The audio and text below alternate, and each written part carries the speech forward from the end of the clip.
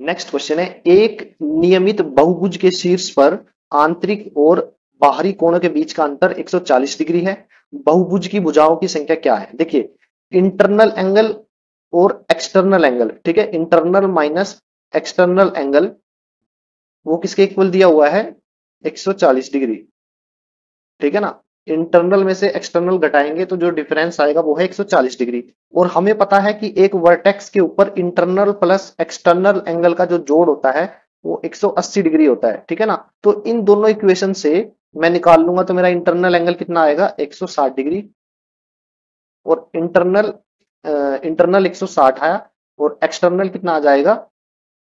20 degree, ठीक है ना। इंटरनल की वैल्यू यहाँ पे रखेंगे 160 रखेंगे तो ई की वैल्यू कितनी आ जाएगी? 20 डिग्री, ठीक है। या फिर आप सेकंड इक्वेशन में भी रख सकते हो। तो इंटरनल और एक्सटर्नल की वैल्यू मेरे पास आ गई। मेरे से पूछा है बहुभुज की भुजाओं की संख्या ज्ञात कीजिए, मतलब पॉलीगन की कितनी साइड्स हैं वो हमें कैलकुलेट करनी है। देखिए,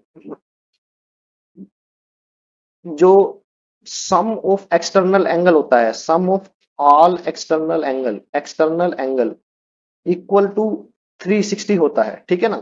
तो sum of all external angle, जितने भी एक्सटर्नल एंगल हैं उनका जोड़ 360 रहेगा। मान लेता हूं एन क्या है? पॉलीगन में साइड, जितनी साइड होती है उतने ही एक्सटर्नल एंगल होते हैं।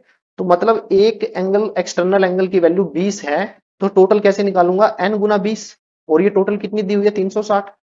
तो यहां से जीरो से जीरो कैंसिल हो जाएगा और दो से कटेगा तो एन की वैल्यू आ गई 18। यानी ये जो एन आया है ये क्या आ गया? नंबर ऑफ साइड्स, ठीक है। यही हमसे पूछा था कि भुजाओं की संख्या कितनी है, तो ऑप्शन जो बी है वो सही आंसर है।